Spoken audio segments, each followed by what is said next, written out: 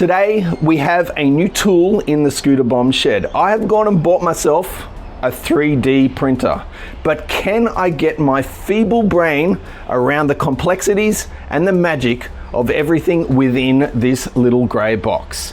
We're about to find out.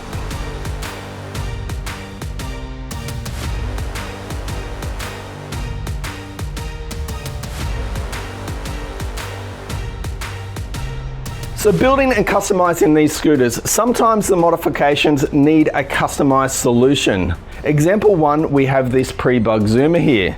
Now, we've got this stage 6 gauge mount. The gauge is currently being held on with a bit of alloy angle, double-sided taped on. Now it does the job, but I think we can all agree it could be done a little bit better. Example number two, I give you the Yamaha Passola, the current build on the YouTube channel Scooter Bomb.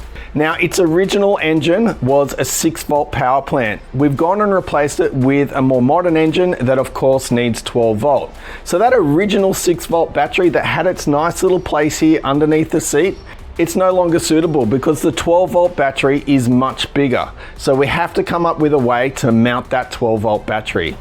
All right, so the original 6-volt battery lived in this area here. Now to get the 12-volt battery to fit, I went and created this. Now this is a bit of a hybrid. It's half Yamaha Zoomer and half Yamaha Passola, and I've committed all sorts of bodgery to make this work.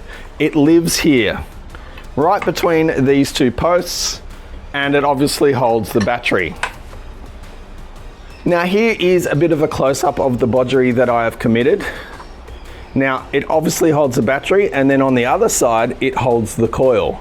It gets the job done. It's not the prettiest solution, and I think we can all agree this could be done a little bit better. I'd be interested to hear, are any of you guys out there already using a 3D printer when you're building your scooters? Leave a comment down below and tell me exactly what you're using your 3D printer for. Alright, so there are thousands of 3D models out there online that you can freely download from websites like Thingiverse or MakerWorld. But none of them are suitable for what I need, so we got to make it ourselves. Tinkercad seems to be the easiest to learn, and as these are pretty simple designs, I think it will do. Tinkercad, however, does have its limitations, and for more complex stuff, Fusion 360 is more suitable, but way harder to use. Right there, I was inputting the design into the battery tray, tweaking it. It's actually been a long process as I'm learning as I'm doing it. But once it's done, we save the file and import it into the printer software. We select the material, the build plate, and then we slice it. Once this is all done, we can send it to the printer ready to prototype and print with PLA filament for test fitting.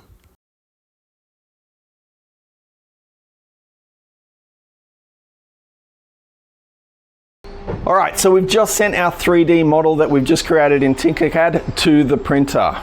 Now the printer's currently doing its thing. It's heating up, it's calibrating, and with any luck, it's gonna print out exactly what we designed.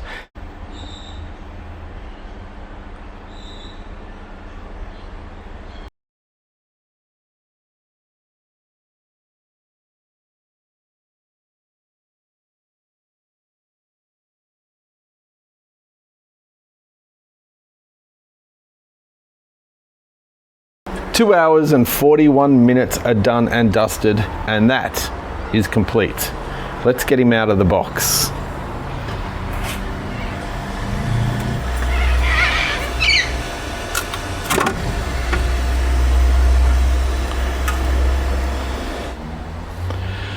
All right, have a look at this. That is the finished design, and it's looking pretty much the way I hoped it would, but never thought I could ever get it that way.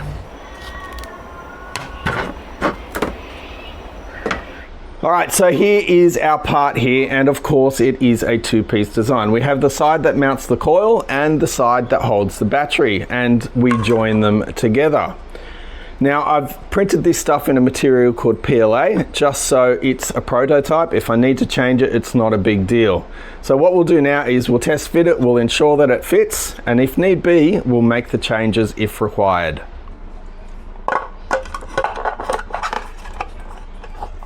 The new battery box bolts into the frame utilizing the original frame mounts for the original battery box. Trying to replicate Yamaha wherever possible, I have designed the coil mount to bolt to the bottom of the battery box just as they did in the factory. Alright, so test fit complete, and I am pleased to say the battery mount pretty much performed exactly as I wanted to. The coil mount, it held the coil, everything was perfect as well, but I do think there is a little bit of room for improvement. So currently I have it printed so the coil mount sits on the bottom of the battery like so, and the coil kind of runs east-west across the back of the bike. Now you would have seen the coil cord come out this way and down the front of the bike. I actually think it might be better to turn this way so the cord out of the coil shoots forward straight away and doesn't have to come around a corner.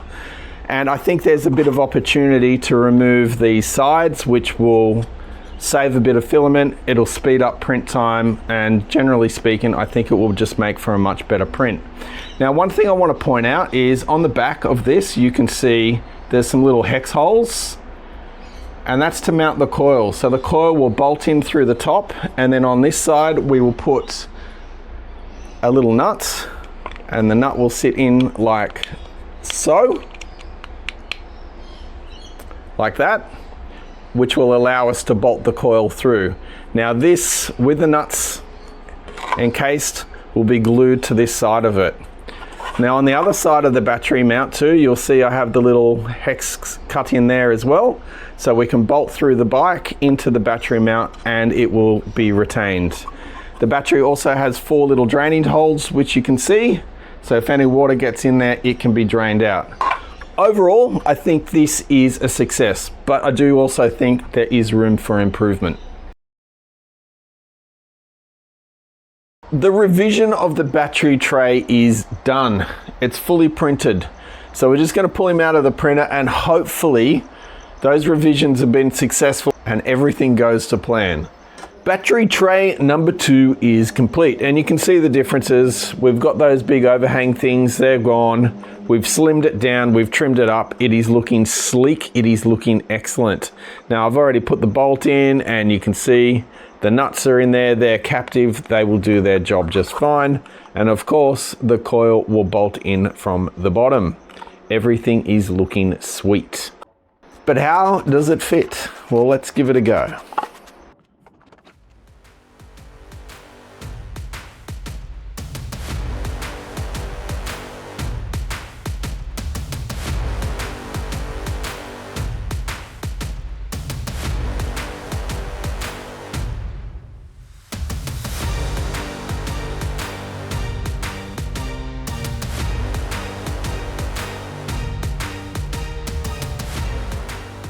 All right, now designed it in the 3D modeling software.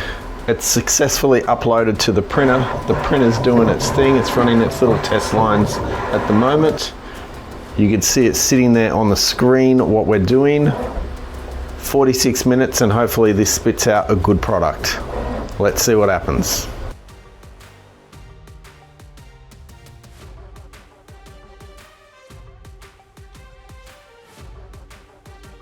The printing is done. Let's get it out and see what it looks like.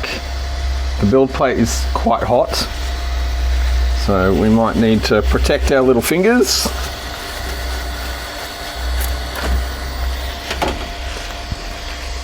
And there you go. There is our part. So we'll snap him off.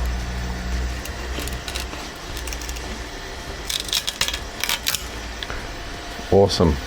All right, here it is. Look at this guy. This guy even has Scooter Bomb embossed over the top of it. I thought I'd try something a little bit tricky. Man, it looks sensational. All right, so exactly how is it gonna look? Is it gonna fit? Well, luckily I have another one of these little stage 6 gauges, so we'll put it together and see how it looks.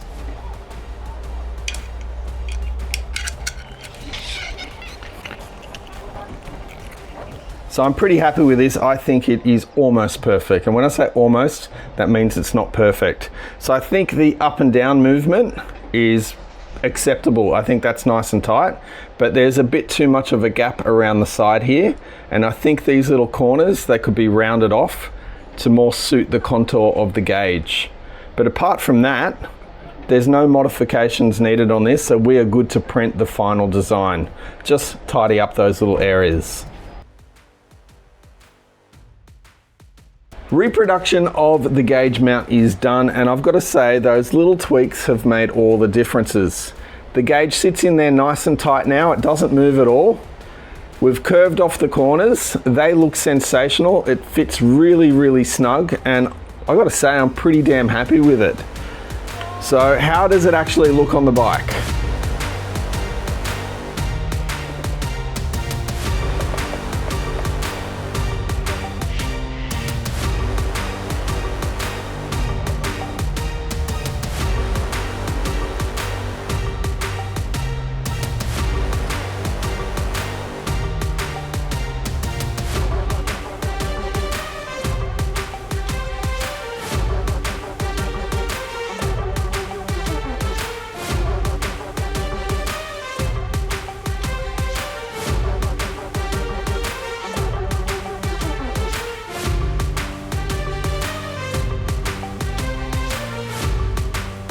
All right, there you have it. I would say that is an absolute success. The battery tray, the coil mount, and the little gauge mount absolutely exceeded all my expectations, and they came out pretty much exactly as I was hoping for. I'm pretty keen to see what else I can create with this thing back here. I'm sure there's plenty of designs, plenty of customizations, and plenty of things that I can do from here. So if you like this video, give me a like, give me a subscribe, and if you could, that would be awesome if you leave me a comment. And I will see you guys on the next video. Cheers.